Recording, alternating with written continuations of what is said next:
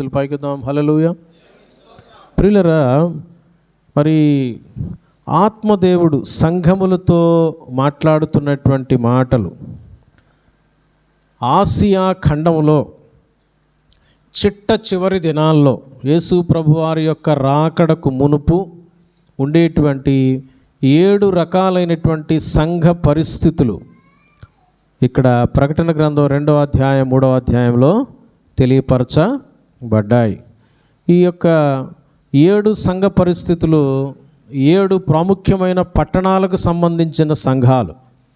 ఒకటి ఎఫెసు సంఘం, రెండోది స్ముర్నా సంఘం, మూడోది ప్రియమైన వాళ్ళ పెర్గము, నాలుగోది తుయతైరా, ఐదోది సార్దీస్, ఆరోది ఫిలడెల్ఫియా, తర్వాత 7వది లవోదికియా సంఘం.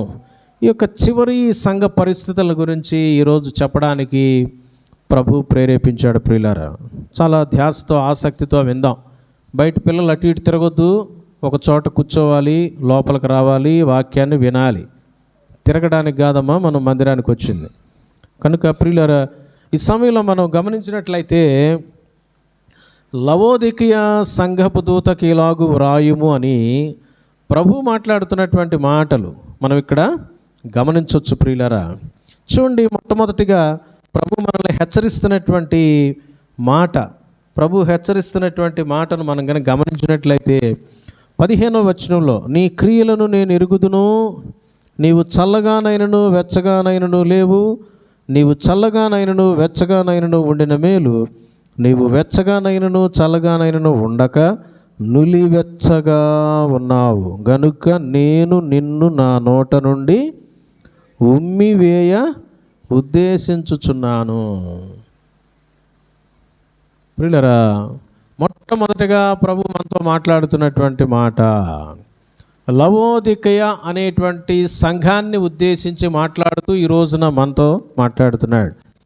ఈ లవోదికయ అనేటువంటి పట్టణం ఆసియా ఖండంలో చెప్పబడిన మిగిలినటువంటి పట్టణాలతో పోలిస్తే, అంటే ఈ 7 పట్టణాల కంటే పట్టణాలన్నింటిలో ఉన్నతమైనటువంటి స్థానంలో ఉన్నటువంటి పట్టణం ఇది. లవోదికియా ప్రస్తుతం ప్రియులారా, మనం మ్యాప్లో కనుక గమనించినట్లయితే దేన్నైతే మనం టర్కీ అనేటువంటి దేశంతో చూస్తున్నామో టర్కీ, ఆ టర్కీయే లవోదికియా ప్రజెంట్.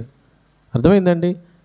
కనుక లవోదికియా ఏంటి అని అంటే టర్కీ అన్నమాట, టర్కీ దేశం. ప్రియులారా, గమనిస్తున్నట్లయితే ఈ యొక్క లవోదికియా అనేటువంటి ప్రాంతం చాలా డబ్బు కలిగినటువంటి ప్రాంతం, సంపన్నమైనటువంటి ప్రదేశం, భయంకరమైనటువంటి వ్యాపార లావాదేవీలు జరిగేటువంటి ప్రదేశం, మెడికల్కి సంబంధించినటువంటి పనులు ఎక్కువగా జరిగేటువంటి ప్రాంతం. మెడిసిన్స్ ఉంటాయి కదండి, మందులు వేసుకుంటాం చూసారా, అవన్నీ కూడా తయారు చేయడం కానీ ప్రక్క వాటికి ఇక్కడికి అక్కడికి పంపించడం కానీ లావాదేవీలు ఎక్కువగా జరిగేటువంటి ప్రదేశం అన్నమాట.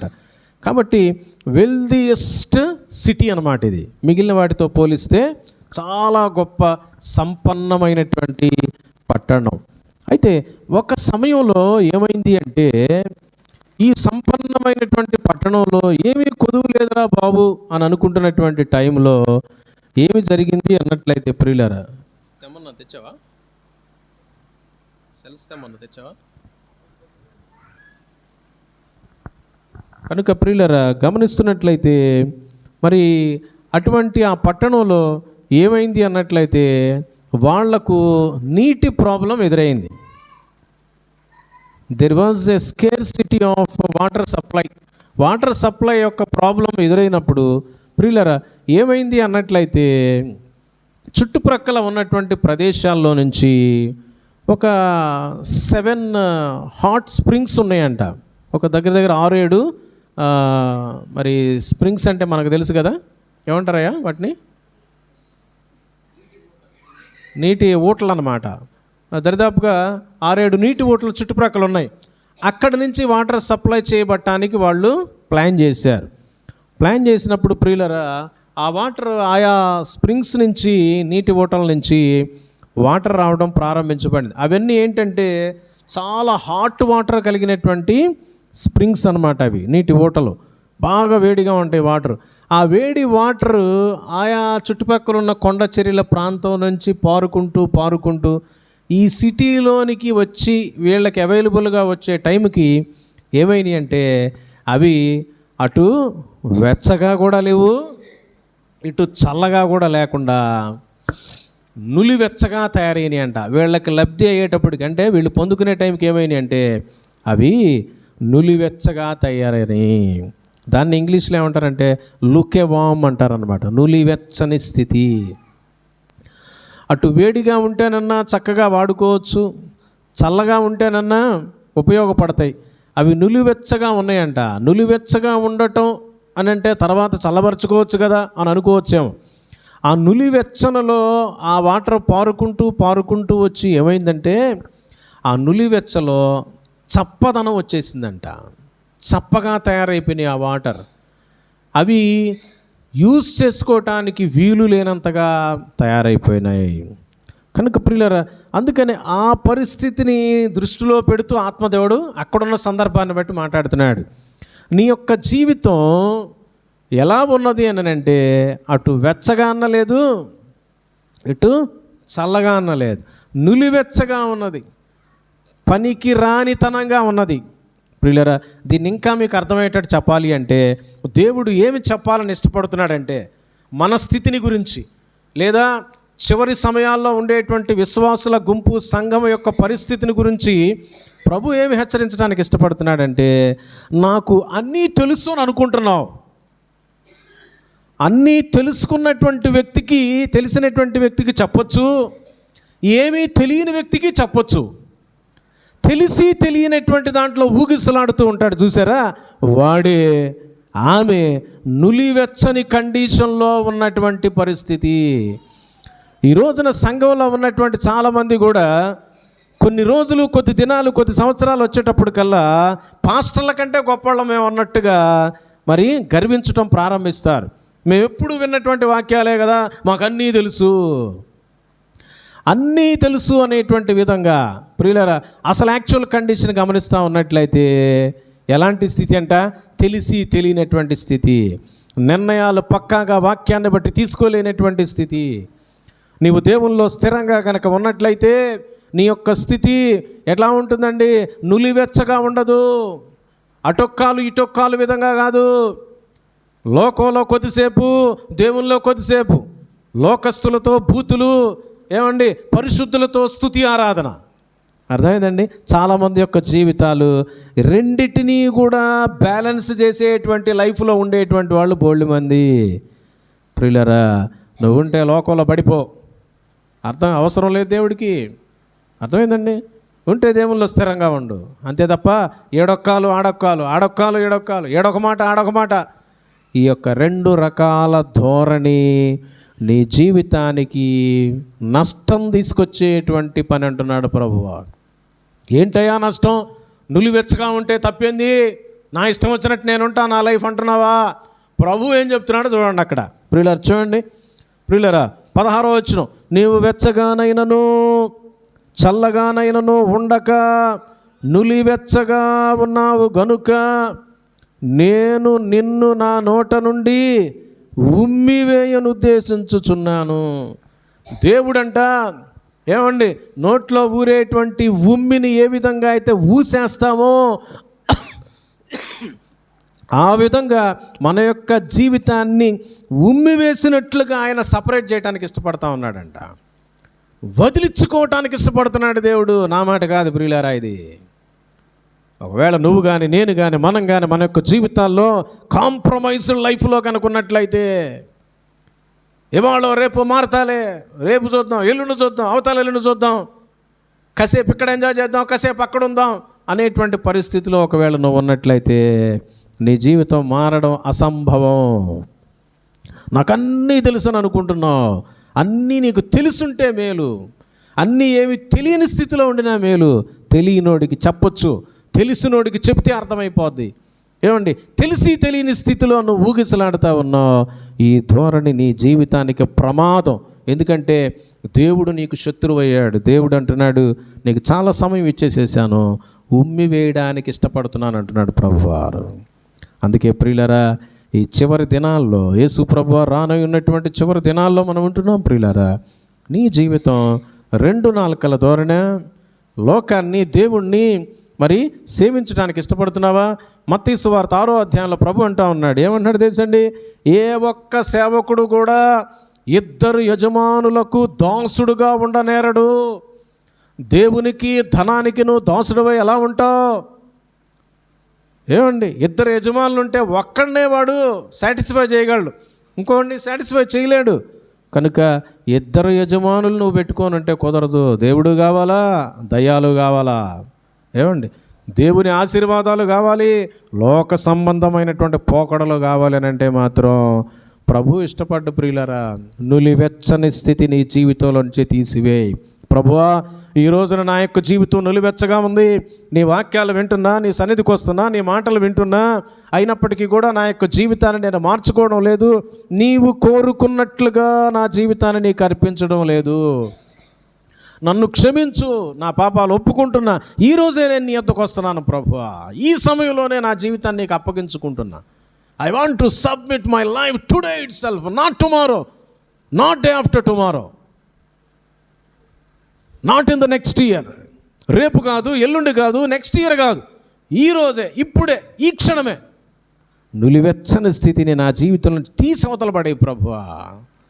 ఎందుకంటే నీవు నన్ను నీ నోటిలో నీలో ఉంచుకోవాలి తప్ప నన్ను ఉమ్మి వేసినట్లుగా నీ నుంచి నన్ను దూరం చేయబాకు అని ఈ రోజున మనల్ని మనం ప్రభుకు అప్పచెప్పుకోవాలి ప్రియులారా. రెండవ ప్రాముఖ్యమైనటువంటి విషయం చూడండి, ఏమి రాయబడి ఉందో 17వ వచనం. ప్రియులారా, నీవు దౌర్భాగ్యుడవును, దిక్కుమాలిన వాడవును, దరిద్రుడవును, గురుడ్డివాడవును, దిగంబరుడవునై ఉన్నావని ఎరుగక నేను ధనవంతుడను, ధనవృద్ధి చేసి ఉన్నాను, నాకేమీ కొదువలేదని చెప్పుకొనుచున్నావు. రెండవ ప్రాముఖ్యమైనటువంటి తలంపు ప్రియులరా, మొట్టమొదటి మనం చూసాం, నులివెచ్చగా ఏమన్నా ఉన్నామా? రెండవది ప్రభు హెచ్చరిస్తున్నాడు, నాకేమీ కొదువు లేదని చెప్పుకుంటున్నావేమో, ఇక నాకేం అక్కర్లేదని చెప్పుకుంటున్నావేమో.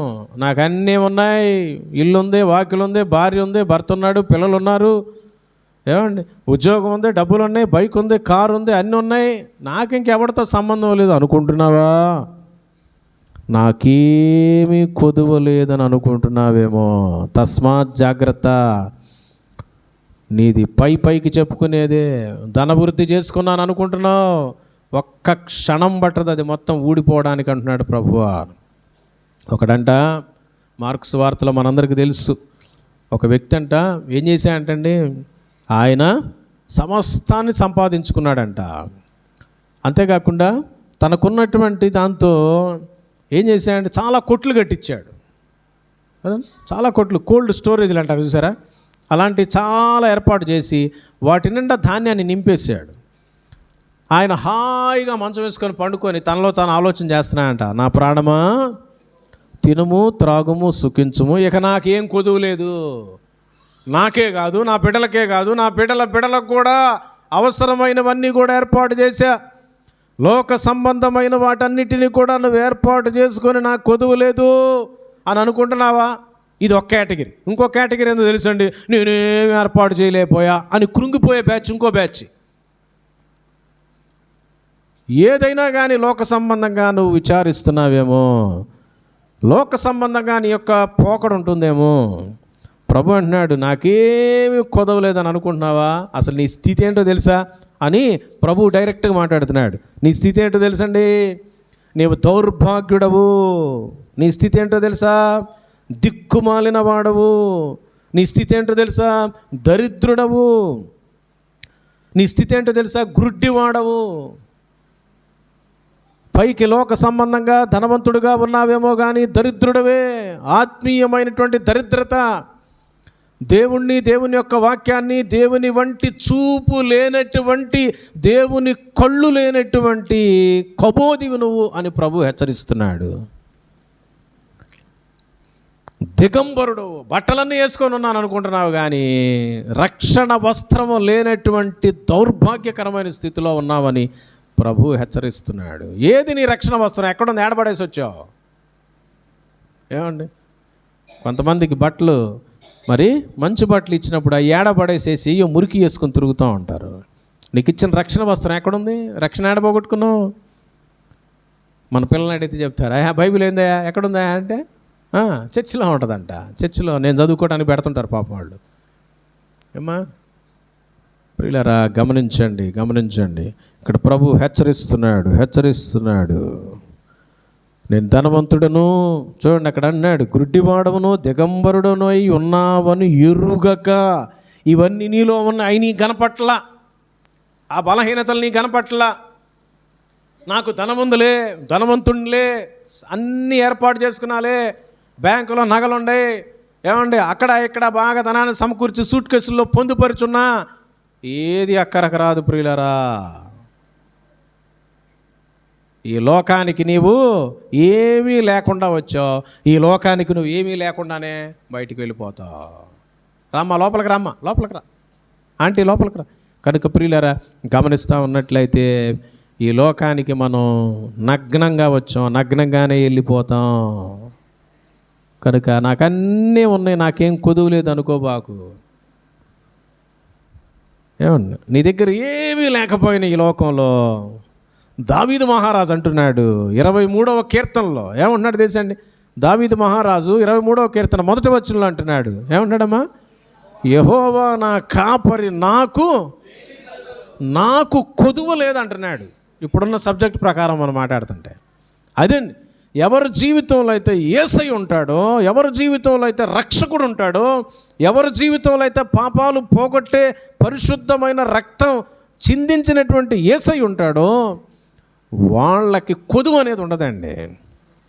కొదువులన్నీ ఆయనే తీర్చేస్తాడు, లోటులన్నీ ఆయనే పూరిస్తాడు.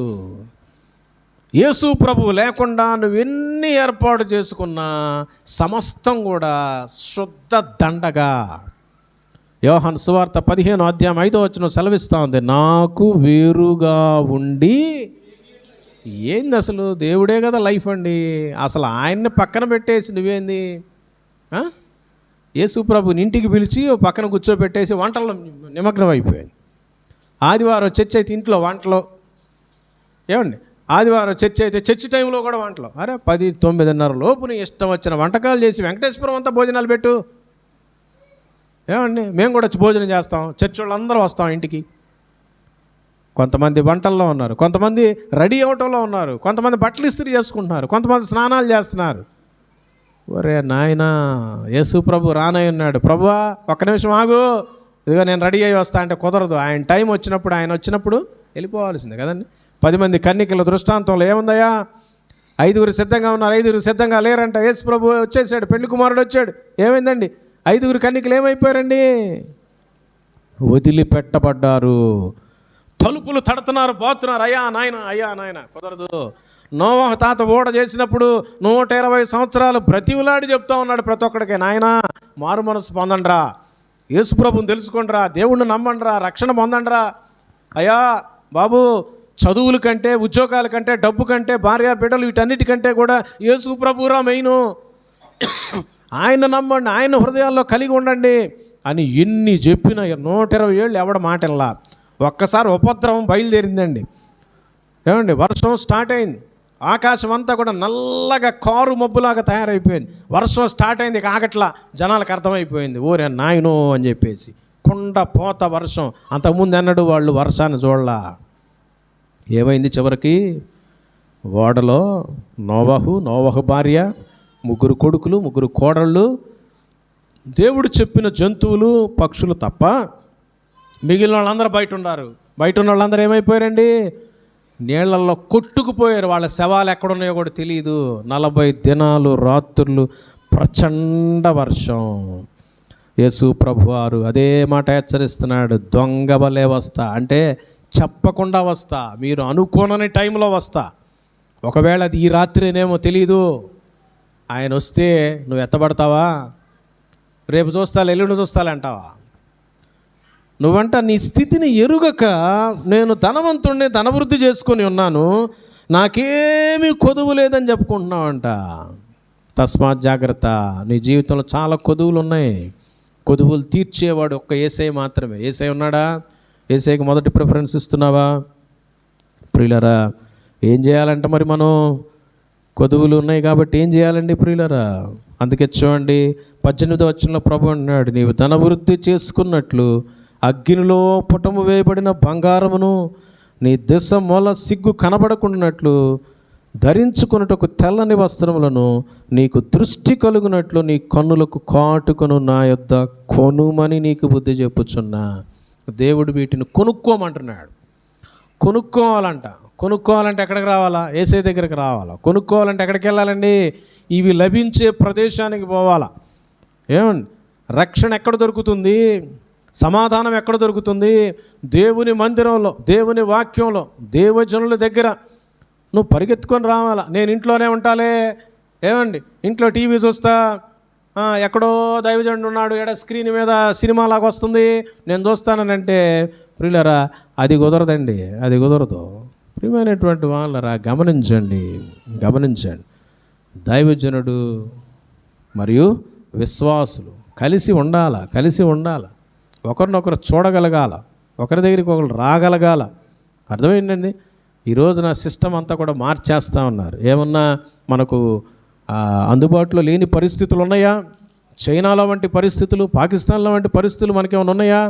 ఏమండి, బైబిల్ పట్టుకోవటానికి కానీ ప్రార్థన చేసుకోవటానికి కానీ అనువు కానీ పరిస్థితులు ఏదన్నా ఉంటే అప్పుడు ఆలోచన చేయొచ్చు. అంతేగాని అన్నీ అవైలబుల్గా ఉన్నటువంటి టైంలో నేను ఇంట్లో కూర్చుంటాలే, నా పనులు నేను చేసుకుంటాలే, నాకు అవసరం లేదులే, నేను చుట్టపు చూపుగా నా ఇష్టం వచ్చిన టైంలో దేవుడిని విజిట్ చేస్తా. ఏమండి, దేవుడు దగ్గరికంట మనం విజిటర్స్గా వస్తామంట అప్పుడప్పుడు. అట్టా వచ్చేసి ఒక అరగంట ఉండి వెళ్ళిపోతాలే, ta-ta bye bye see you, okay ప్రభు యేసయ్య నువ్వేం కూర్చొని ఆరాధన చేసుకో, నేను వచ్చేసి వెళ్ళిపోతా. ఏమండి, ఎంత లెక్కలేనితనం దేవుడు అంటే. నీ పనులన్నీ ప్రక్కన పెట్టి రాలేవా దేవుని కోసం? ఏమండి, నీ పనులన్నీ ప్రక్కన పెట్టి ప్రయాణాలకి పరిగెత్తుకొని వెళ్తావే, నీ పనులన్నీ ప్రక్కన పెట్టి ఉద్యోగానికి పరిగెత్తుకొని వెళ్తావే, నీ పనులన్నీ ప్రక్కన పెట్టి ఆదివారం పరిశుద్ధ పునరుద్ధాన దినం దేవునికి సమయాన్ని కేటాయించవా? ప్రభు అంటున్నాడు, నువ్వు వస్తే నీ కళ్ళకి కాటు కొనుక్కోవచ్చు. నీ కళ్ళు కడుక్కునేటువంటి పరిస్థితులు దేవుని యొక్క వాక్యం ద్వారా కాటుకిస్తాడు దేవుడు. నీ కళ్ళల్లో ఉన్నటువంటి మలినాలన్నీ పోతాయి. కాటుకి ఎందుకు పెట్టుకుంటారమ్మా? పిల్లలకి ఎందుకు పెడతారు? కళ్ళల్లో ఉన్నటువంటి ఆ మలినాన్ని పోవటానికి పెడతారండి ప్రియులారా. అవి అటాక్ కాకుండా కూడా అవి ప్రొటెక్ట్ చేస్తుంది. కనుక ప్రియులారా, గమనిస్తూ ఉన్నట్లయితే దేవుని సన్నిధి ఎంత ఇంపార్టెంటో ప్రభు తెలియపరుస్తూ ఉన్నాడు. మూడవ ప్రాముఖ్యమైన విషయం ఏంటి చూడండి ప్రియులారా, 19వ వచనం, 3వ అధ్యాయం 19వ వచనం. నేను ప్రేమించు వారిని అందరినీ. ప్రియులారా, మూడవ ప్రాముఖ్యమైన విషయం ఏంటో తెలుసండి? యేసయ్య నిన్ను ప్రేమిస్తున్నాడా? అదేందండి, యేసయ్య పనే ప్రేమించడం కదా అంటున్నారా? యేసయ్య కొంతమందిని ద్వేషిస్తాడు కూడా అండి. జోసెఫ్ ద్వేషించడా? తప్పు మీద తప్పు నువ్వు చేస్తా ఉంటే, అబ్బా చాలా మంచోడు, భలే చక్కగా మంచి పని చేసావు అని ముద్దు పెట్టుకుంటాడు వచ్చి. ఏమండి, మీ ఇంట్లో మీ పిల్లల్ని ఒక చిన్న తప్పు చేస్తేనే బండకేసి బాతున్నారే. ఏమండి, నువ్వు యేసయ్యని ప్రేమిస్తున్నావా? యేసయ్యను నువ్వు ప్రేమించాలి, యేసయ్య నిన్ను కూడా ప్రేమించాలి. నేను ప్రేమించు వారిని అంటున్నాడు యేసయ్య. నేను ప్రేమించే వారిని గద్దిస్తా, శిక్షిస్తా. యేసయ్య చేత ప్రేమించబడే అనుభవంలో నీవు ఉన్నావా? యేసయ్య ప్రేమకు దగ్గరగా ఉన్నావా? యేసయ్య ప్రేమ కావాలని తాపత్రయపడుతున్నావా? లోక సంబంధమైన, శరీర సంబంధమైన ప్రేమ కోసం ఏమండి అర్రులు దాస్తూ ముందుకు పరిగెత్తున్నావా? లోక సంబంధమైన తిండి మీద ప్రేమతో ముందుకెళ్తున్నావా? యేసయ్య నన్ను ప్రేమించాలి అంటే యేసయ్యకు దగ్గరగా ఉండాలి, యేసయ్యను నమ్మి ఉండాలి, యేసయ్య రక్తంలో నా పాపాలు కడుక్కొని ఉండాలి. ఎవరైతే యేసయ్య బిడ్డలుగా మార్పు చెందుతారో వాళ్ళని ఆయన ఏం చేస్తాడంట? యేసయ్య ప్రేమించే బిడ్డలు అయితే ఎవరుగా అయితే మారిపోతారో వాళ్ళని ఆయన ఏం చేస్తాడంట, గద్దిస్తాడంట, శిక్షిస్తాడంట. నీ జీవితంలో గద్దింపు వస్తే, శిక్షింపు వస్తే భయపడిపోయి దూరం అయిపోతున్నాము. తస్మాత్ జాగ్రత్త. ఎవరిని పడితే వాళ్ళని గద్దించడు, శిక్షించడు. ఏమండి, పనికి మాలోళ్ళరా బాబు వీళ్ళు అని అనుకున్న వాళ్ళని అసలు పట్టించుకోడు దేవుడు, వదిలేస్తాడు. అంతే, పో మీ ఇష్టం పండి. చెప్పి చెప్పి చెప్పి చెప్పి దేవుడు ఏం చేస్తాడండి, వదిలేస్తాడేమో. కానీ తను ఎవరినైతే ప్రేమిస్తున్నాడో, ప్రేమించే వారిని ఏం చేస్తాడంటే ఆయన గద్దిస్తాడు, శిక్షిస్తాడు. ఆయన ప్రేమామయుడు గనుక ప్రియులారా, తప్పిపోతున్న వారందరికీ కూడా ఇంకా అనేక ఛాన్సెస్ ఇస్తున్నాడు. ఎప్పటి వరకో తెలుసా ఈ ఛాన్సెస్? యేసయ్య యొక్క రాకడ దినం వరకే, ఆ తర్వాత ఛాన్స్ లేదు. ఎప్పటి వరకో తెలుసా ఈ ఛాన్సెస్ ఆయన ఇచ్చేది? ప్రియులారా, నీవు చనిపోయేంత వరకు, నీవు చనిపోయే లోపు మారు మనస్సు పొందుకోవచ్చు. అందుకనే ప్రభు అంటున్నాడు, నేను ప్రేమించు వారిని గద్దించి శిక్షిస్తున్నాను గనుక నీవేం చేయాలి, ఆసక్తి కలిగి మారు మనస్సు పొందాలి. అదేంటయా మేము మారు మనస్సు పొంది రక్షణ పొందాం, యేసు ప్రభు నామములో బాప్తీసం కూడా పొందాం అనుకుంటున్నారేమో ప్రియులారా. ఈ రోజున రక్షణ కొరకైన మారు మనస్సు కాదు, నీ జీవితంలో ప్రియులారా రూపాంతరత కొరకైనటువంటి మారు మనస్సు విశ్వాసికి అవసరం. రక్షణ ఒక్కసారే వచ్చేది, అయితే పరిశుద్ధత నుంచి అతి పరిశుద్ధతలోనికి మారడం అనేది ప్రతిరోజు ప్రతి క్షణం జరిగేటువంటి ప్రక్రియ అండి. ప్రతిరోజు కూడా రూపాంతరత కొరకై యేసయ్య యొక్క మెచ్యూరిటీలోకి యేసయ్య లాగా మార్చబడేటువంటి నిమిత్తమై ప్రతిరోజు మారు మనసు కావాలి. అయ్యో ఈ చిన్న పని నేను చేయకూడదు కదా, ఇది నేను ఈ రోజు నుంచి చెయ్యను. చిన్నదాని దగ్గర నుంచి పెద్దదాని వరకు కూడా ప్రియులారా మన యొక్క జీవితాల్లో మనం ఏం చేయాలండి, మారు మనస్సు కావాలి. మారు మనస్సు ఉంటే అతి పరిశుద్ధతలోనికి వెళ్తాం. నోరు ఎక్కువగా మెగలదు, అర్థమైందండి. నోరు తెరిచి ఎక్కువ మాట్లాడడం, మనం తగ్గింపు కలిగి ఉంటాం అన్నమాట. పవిత్రంగా ఉంటాం, పరిశుద్ధంగా ఉంటాం. ఎందుకంటే నువ్వు ప్రతిరోజు నీ జీవితాన్ని మార్చుకుంటున్నావు. ఇంకా ఇంకా ఇంకా ఇంకా ఇంకా ఇంకా ఏదేదైతే మన జీవితాల్లో చెడ్డగా ఉన్నదో మార్చుకుంటాం.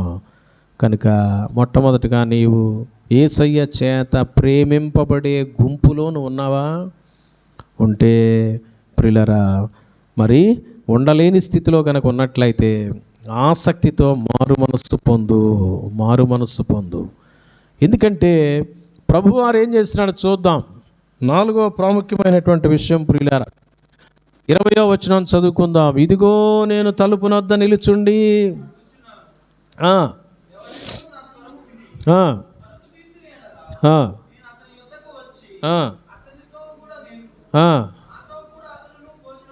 ప్రియులారా, ఇదిగో తలుపు వద్ద నిలుచుండి తట్టుచున్నాను అంటున్నాడు దేవుడు. ఎక్కడమ్మా తట్టేది? జ్యోతిమ్మ గారు నిద్రపోతున్నారా? కళ్ళు వచ్చినాయి బాగా, బాగా నిద్రపోండి చర్చికి వచ్చా. ప్రియులారా, ఎక్కువ తిని రాబాకండి అమ్మా. ఇంట్లో టిఫిన్ తక్కువ, అవసరమైతే టిఫిన్ మానేయండి ఉదయం. ఎందుకంటే వాక్యం వినాలి శ్రద్ధగా. ఎక్కువ తింటే నిద్ర వస్తుందేమో, శరీరం మాట ఎందో. తక్కువ తిందాం, దేవుని మాటలు శ్రద్ధగా విందాం. మధ్యాహ్నం ఇంటికి పోయి అప్పుడు తిని పండుకోండి కావాలంటే. ప్రియులారా, గమనిస్తున్నట్లయితే ఇక్కడ తెలియపరచబడతాం. ఇదిగో నేను తలుపు వద్ద నిలుచుండి తట్టుచున్నాను. ఏదంట తలుపు? హృదయం అనే తలుపు దగ్గర నిలుచుండి యేసయ్య తడుతున్నాడంట. యేసయ్య తడుతున్నాడు. తడితే ఏం చేయాలా? నెక్స్ట్ ఎవడైనాను ఏం చేయాలి బాబు జోసఫ్? స్వరం ఏం చేయాలా? విని ఏం చేయాలి? ప్రాబ్లం ఎక్కడే వచ్చింది మనకి. 4వ ప్రాముఖ్యమైన విషయం అమ్మా, వింటున్నారా అమృతం గారు? 4వ ప్రాముఖ్యమైన విషయం ఏందమ్మా? యేసయ్య స్వరం వినపడుతుందా అసలు నీకు? నువ్వే పనైనా చేసేటప్పుడు నీకు స్వరం వినపడుతుందా?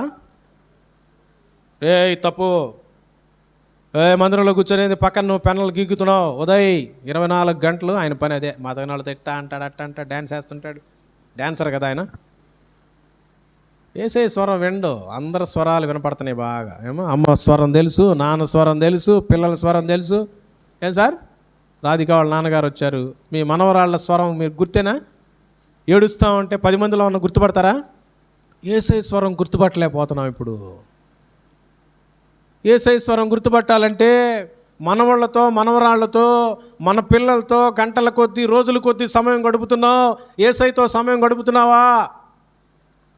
యేసయ్య వాక్యాన్ని చదువుతున్నావా? ఒక గంట సేపు అన్న ప్రార్థనలో మోకరించి ఉంటున్నావా? అసలు బైబిల్ తెరిచి ఉంటుందా నీ దగ్గర? తెరుస్తానయ్యా. ఎప్పుడయ్యా? ఉదయకాలం ఒక 5 నిమిషాలు తెరిచేసి క్యాలెండర్లో వాక్యాలు చదువుకుని గబగబా వెళ్ళిపోతా.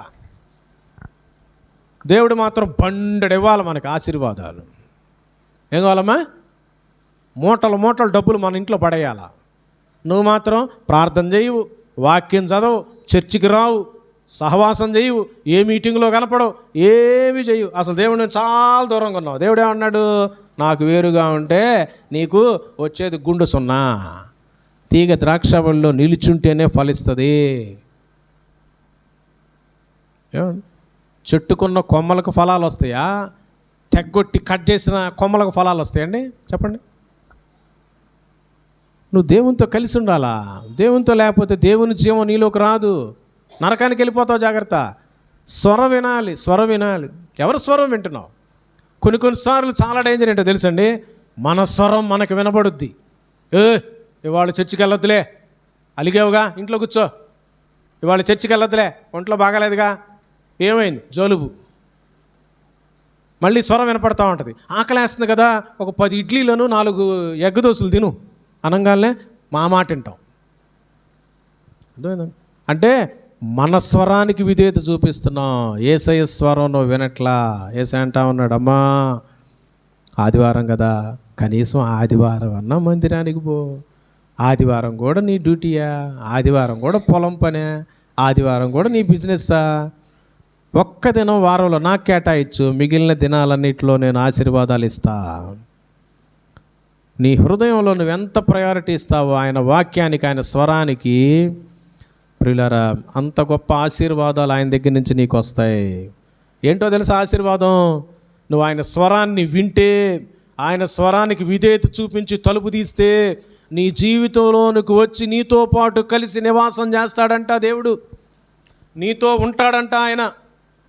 ఆయన మనతో ఉంటే మనకు సంతోషం, ఆయన మనతో ఉంటే మనకు జయం. అర్థమైందండి? యేసేపుకి ఎవ్వరు లేరు అనుకుంటున్నాడు పాపం.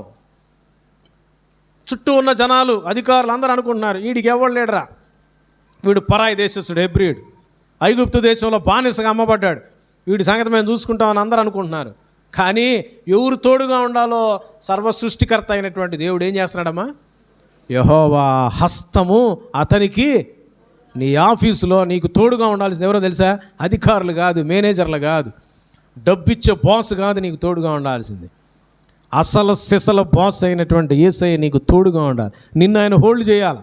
నీ బిజినెస్ని, నీ కార్యాలను, నీ కుటుంబాన్ని, నీ బిడ్డల్ని, నీ జీవితాన్ని, నీ ఆరోగ్యాన్ని. He has to hold everything. ఆయన నీతో ఉండాలి. ఈరోజంతా నేను నీతో ఉండటానికే వచ్చా జక్కయ్య అన్నప్పుడు సంతోషంతో ఆయన చేర్చుకొని ఇంటికి తీసుకొని వచ్చాడు. అయ్యా బాబు వింటున్నావా? ఇంటికి తీసుకొని వచ్చాడు. ఏమైపోయిందండి? ఆయన జీవితం మారిపోయింది. ఆయనలో ఉన్న చీకటంతా వెళ్ళిపోయిందండి. తను ఏ డబ్బు కోసం అయితే నానా కష్టాలు పడి, మోసాలు చేసి, అన్యాయాలు చేసి సంపాదించి, ఏమండి ఇళ్లలో కూర్చుకున్నాడు, గోడల్లో కూర్చుకున్నాడు, అవన్నీ తీసేసి సగం బీదలకి, సగమేమో అన్యాయంగా తీసుకున్న వాళ్ళకి 4 గింతలు చెల్లించడానికి ఇష్టపడ్డాడు. అదండి మార్పు. యేసయ్య నీతో ఉంటే, యేసయ్య యోసేపుతో ఉన్నాడు కనుక ఉన్నత స్థానానికి వెళ్ళిపోతా ఉన్నాడు క్యారెక్టర్లో.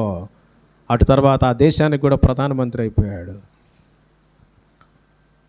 గాడ్స్ బ్లెస్సింగ్స్ అద్భుతంగా ఉంటాయి ప్రియులారా, అద్భుతంగా ఉంటాయి. కనుక యేసయ్య స్వరాన్ని వినే గొర్రెగా నువ్వు ఉన్నావా? గొర్రెల కాపరి స్వరం నీకు వినబడుతుందా? పొద్దున్నే లేచి అంట్లు తవ్వుకుంటున్నావా? ఏమండి? పొద్దున్నే లేచి బట్టలు తుక్కుంటున్నా? పొద్దున్న లేచి వాకింగ్లు చేస్తున్నా? చెయ్యాలా అవన్నీ? ఎప్పుడు? ఫస్ట్ ప్లేస్ ఎవరిది? బట్టలు ఉతుక్కుంటే ఇక జీవితాంతం బట్టలు ఉతుక్కోవటమే నీ పని. మొదటి స్థానం దేవుడికి. ఆయన స్వరాన్ని విను ఆ దినం కోసం. ఆయన స్వరాన్ని వింటే నువ్వు ఎగిరెగిరి పడవు, కంట్రోల్గా ఉంటుంది. కొంతమంది బైబిల్ చదువుతారు పొద్దున్నే, ఇళ్లలో తగాదాలు పెట్టుకుంటూ ఉంటారు. నువ్వు ఎవరి స్వరం విన్నావో తెలియదు. బైబిల్ వాక్యాల నుంచే కొన్నిసార్లు సాతానుడు మాటలు బయట నేను తీసుకొస్తూ ఉంటాడు. వాక్యాలన్నీ సాతానుడికి కూడా తెలుసు. యేసు ప్రభువుని శోధించడానికి ప్రయత్నం చేశాడు. కనుక జాగ్రత్తగా నీ జీవితాన్ని ప్రభువుకు అప్పచెప్పుకొని, ఆత్మదేవా నాతో మాట్లాడు, నువ్వు మాట్లాడిన మాటలను బట్టి ఈరోజంతా కూడా నా నోటిని, నా కళ్ళని, నా శరీరాన్ని నీ అదుపులో ఉంచుకొని ప్రవర్తించాలని అప్పచెప్పుకోవాలి. ఆ దినానికి ఒక్కొక్క దినం ప్రభువుకు అప్పచెప్పుకుంటే ప్రియులారా, మనం ఒక నెలంతా, ఒక సంవత్సరం అంతా ప్రభు కోసం నమ్మకంగా జీవించగలం. ఆయన మనతో ఉండాలి. ఆయన స్వరాన్ని విని విధేయత చూపిస్తే ఆయన మనతో ఉంటాడు. ఈరోజు ఆయన స్వరాన్ని వింటున్నావా? 5వది చివరిది ప్రియులారా, చూడండి 21వ వచనం, ప్రకటన 3:21. నేను జయించి నా తండ్రితో కూడా ఆయన సింహాసనమందు కూర్చుండి ఉన్న ప్రకారము. 5వ విషయం ఏంటో తెలుసమ్మా? It's a challenge. యేసు ప్రభు వారు మనకు ఒక లీడర్గా ఉన్నాడు, ఒక ఉదాహరణగా ఉన్నాడు, ఒక ఎగ్జాంపుల్గా ఉన్నాడు, మనకంటే ముందుగా ఉన్నాడు.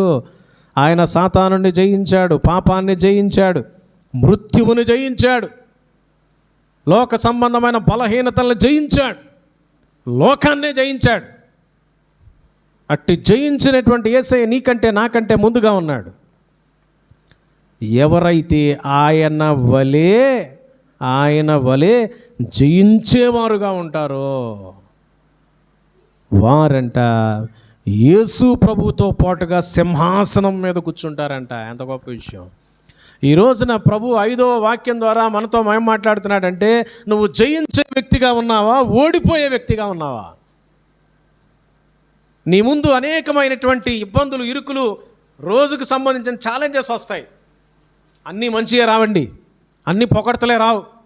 అన్ని పొగడ్తలో బాగా చక్కగా స్మూత్గా వెళ్ళిపోతున్నప్పుడు నీ విశ్వాసాన్ని కాపాడుకుంటావు, జయించే వ్యక్తిగా ఉంటావు, పాపాలు చేయవు. నీ ముందు అనేక సూటిపోటి మాటలు వస్తే నువ్వు దుర్మార్గురాలివి, దుష్టుడివి, దుర్మార్గుడివి, ఇట్లాంటోడివి, అట్లాంటోడివి, పనికిమాలినోడివి అన్నీ వస్తూ ఉంటాయి. ఆ మాటలన్నీ వచ్చినప్పుడు సైతం నువ్వు పాపంలో పడకుండా, ఓడిపోయే వ్యక్తిగా ఉండకుండా జయించే వ్యక్తిగా నిలబడాలి. శోధనలు వచ్చినప్పుడు సైతం, శోధనలు ఏమి రానప్పుడు పరిశుద్ధంగా ఉన్నావు. శోధన వచ్చింది, పడిపోతున్నావేమో టక్కన. జయించే వ్యక్తివా? Are you a victorious person or a loser? ఏమండి, లూజర్గా ఉంటున్నావు. ఎన్ని దినాలు ఓడిపోయావు, పాపంలో పడి ఓడిపోయావు, దేవుణ్ణి కూడా ఓడగొట్టావు. ఒక రకంగా చెప్పాలంటే దేవుడు తలదించుకునే పరిస్థితి తెచ్చావా? దావీదు వలె తలెత్తుకొని ప్రభు కోసం నిలబడితే ప్రభు ఆ యుద్ధంలోకి వచ్చేసి ఏం చేశాడండి? గొల్యాతు మీద విజయాన్ని ఇచ్చి చూపించాడు. జయించాలి అంటే మనకు కావాల్సింది ఏంటి తెలుసా? 1 యోహాను పత్రిక 5వ అధ్యాయంలో ఉంటుంది. జయించినది, లోకాన్ని జయించినది మీ యొక్క విశ్వాసమే అంటున్నాడు. Do you have faith in the Lord Jesus? Yesu క్రీస్తునందు నీకు విశ్వాసం ఉందా? విశ్వాసం ఉంటే జయిస్తావు. ఎన్ని ఉపద్రవాలు ఎదురుగా వచ్చినా భయపడవు, బెదరం, అంతే. ఆయన చూసుకుంటాడు మొత్తం. జయించేది ఆయన మీద మనకున్న విశ్వాసమే. కనుక ఈ సమయంలో ప్రియులరా, జయించే వ్యక్తిగా ఎవరైతే ఉంటారో సింహాసనం మీద ఆయన కూర్చోబెడతాడు. ఈ లోకంలో ఎవరు నీకు సింహాసనాలు ఇట్లేదేమో. ఏమండి, నేను ఎప్పుడు కూడా బాధపడను, భయపడను. 100 మంది నన్ను శపించినా కానీ భయపడను, బాధపడను. మీరిచ్చే సింహాసనాలు వద్దు నాకు, మీరిచ్చే ఏమండి కింద కూర్చునే పీటలు వద్దు నాకు. ఏ పీటలు ఏమండి, పీఠాలు అంటే చైర్స్, పీటలు అంటే కింద కూర్చునే కదమ్మా. పీటలు వద్దు, పీఠాలు వద్దు, పెట్టుకోండి మీ దగ్గర. ప్రియులారా, నా మనసులో నేను ఒకటే తీర్మానం, నా ప్రభు నా కోసం ఆయన సింహాసనాన్ని ఆయన నాతో పాటు ఏం చేయబోతున్నాడు? నాకు షేర్ చేయబోతున్నాడు. He is going to share his throne. ఎంత గొప్ప ఆధిక్యత అండి! దానికోసం నేను ఊళ్ళో ఊరుతున్నాను. ఈ లోకంలో ఏ గొప్ప స్థితి ఇవ్వడానికి దేవుడు ఇష్టపడితే వెళ్తూ ఉంటా, అంతే. అవి లేవని చెప్పి కృంగిపోవటం, కృషించిపోవటం, ఏడవటం, ఏమండి, ఇది కాదు. ప్రభు కోసం ఏడుద్దాం, ప్రభు కోసం కష్టపడదాం, ప్రభు కోసం కన్నీరు పెడదాం, ప్రభు కోసం అవసరమైతే మన దగ్గర అంతా పెట్టేద్దాం. ఏమండి, మనల్ని మనం నలగొట్టుకుందాం ప్రభు కోసం. ప్రభు ఊరకనే మన యొక్క ప్రయాసను వ్యర్థం చేయడంట. 1 కొరింథీ 15వ అధ్యాయం చివరి వచనంలో ఏముందమ్మా? ప్రభునందు మీ ప్రయాస వ్యర్థం కాదండి, వ్యర్థం కాదండి. పిల్లలారా వింటున్నారా బాబు? ప్రభునందు ఏం చూస్తున్నావు? ప్రభునందు మన ప్రయాస ఇటు చూడాలా, కళ్ళు ఏడే ఉండాలా. కళ్ళు అటు ఇటు పోయినాయి అంటే పడిపోతాం, కింద పడిపోతాం. అమ్మా బైక్ కానీ కారు కానీ తోలేటప్పుడు, ఇక్కడ కారు బైక్ తోలే వాళ్ళు ఉన్నారు కదా, ఏం సార్ ప్రసాద్ గారు, కారు తోలేటప్పుడు ఏం చేస్తారు మీరు? నితేష్ లాగా అటు ఇటు చూస్తుంటారా? లేదా ఇటే చూస్తే వెళ్ళారు అనుకోండి, ఏమైపోద్ది? యాక్సిడెంట్ అయిపోద్ది అంతే. ఏడ వాక్యం చెప్తుంటే అటు ఇటు చూస్తే ఎట్టయా బాబు అరవింద్, ఏడయ్యా చూడు. కనుక ప్రియులారా, జయించే వారంగా ఉన్నాం. యేసు ప్రభు నమ్మినటువంటి బిడ్డలు లూజర్స్ కాదు, మేము ఓడిపోయే వారం కాదు. మాతో యేసయ్య ఉన్నాడు, మేము గెలుస్తాం, దేవుడు మమ్మల్ని గెలిపించబోతున్నాడు అనే ఒక ధైర్యంతో, విశ్వాసంతో ముందుకెళ్ళాలి ప్రియులారా. గెలిస్తే ఏంటి ప్రయోజనం? సింహాసనం అంట. ఏ సింహాసనం ఇస్తాడు ప్రభువారు? ప్రియులారా, పరలోకపు సింహాసనం ఇస్తాడు. పరలోకపు సింహాసనం ఇస్తాడు. రాయా, కూర్చోయా, బైబిల్ కూడా లేకుండా వచ్చాడే. కనుక ప్రియులారా, మరి ఈ సమయంలో ప్రకటన గ్రంథం 3వ అధ్యాయంలో నుంచి 5 ప్రాముఖ్యమైన విషయాలు మనం చూసాం. లవోదికీయ సంఘంలో ఉన్న పరిస్థితి, ఈ రోజున నీ జీవిత పరిస్థితి ఎలా ఉంది? మన సంఘ పరిస్థితి ఎలా ఉంది? మొట్టమొదట, నీవు నులివెచ్చగా ఒకవేళ ఉన్నావేమో, అన్నీ తెలుసని నీవు అహంభావంతో ఉన్నావేమో, ఏమీ తెలియదని కృంగిని స్థితిలో ఉన్నావేమో. ప్రియులరా, ప్రభు అంటున్నాడు, మరి ఈ రెండింటిని స్థితిలో మరి నాకు ఇది కొద్దిగా అది కొద్దిగా అన్నట్లుగా మధ్యలో ఉంటున్నావేమో. ప్రభు అంటున్నాడు, మరి నిజంగా అన్నీ తెలిసినా మేలు, అన్నీ తెలియకపోయినా మేలు, నువ్వు నేర్చుకుంటావు, నీకు అర్థమవుతుంది. కాబట్టి ఈ రోజున నీ స్థితి ఏ విధంగా ఉంది? నులివెచ్చగా ఒకవేళ ఉన్నావా? కాంప్రమైజ్ అయిపోతా ఉన్నావా? ఒకసారి పరిశీలన చేసుకో. నులివెచ్చగా ఉంటే పరిస్థితి ఏంటంటే, దేవుడు నిన్ను ఉమ్మి వేయడానికి, నిన్ను విసర్జించడానికి ఇష్టపడతా ఉన్నాడు. రెండవది మనం చూసాం, ఏమీ కొదువు లేదని అనుకుంటున్నావు. నీ జీవితంలో చాలా కొదువులు ఉన్నాయి, చాలా లోపాలు ఉన్నాయి, చాలా బలహీనతలు ఉన్నాయి. ఈ రోజు కూడా నా జీవితాన్ని వాక్యం ముందుకు తీసుకొచ్చినప్పుడు, ప్రభువా నాలో బలహీనతలు ఏంటో చూపించు, నాకు నేర్పించు, నీ కోసం నేను బ్రతకాలి ప్రభువా, నువ్వు కోరుకున్నట్లుగా బ్రతకాలి ప్రభువా అనే ప్రార్థనే నాకు ఉంటుంది ప్రియులారా. కనుక మన జీవితంలో చాలా కొదువులు ఉన్నాయి, చాలా బలహీనతలు ఉన్నాయి. ఆ బలహీనతలను తీర్చుకోవాలి అంటే, బలపరచబడాలంటే ప్రభు దగ్గరికి రావాలి, మందిరం దగ్గరికి రావాలి, వాక్యం దగ్గరికి రావాలి. వాక్యం మన చేతిలో ఉండాలండి, వాక్యాన్ని చదవాలి.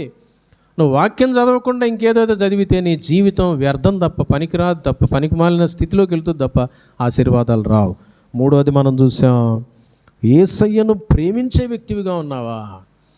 యేసయ్యను ఎవరైతే ప్రేమిస్తున్నారో, ఏమండి, దేవుని పని చేసేవాళ్ళు, దేవుని యందు విశ్వాసం ఉంచి ముందుకు వెళ్ళే వాళ్ళ యొక్క జీవితాల్లో శ్రమలు బాధలు చూసి వీళ్ళకి ఎక్కడో లోపల ఏదో తప్పులు ఉన్నాయి, పాపాలు ఉన్నాయి, దుర్మార్గతలు ఉన్నాయి అని గొడుక్కోబాకు. నువ్వు యేసయ్యను ఎవరైతే నిజంగా ప్రేమించే వాళ్ళు ఉన్నారో వాళ్ళని ప్రభు ఏం చేస్తా అంటండి?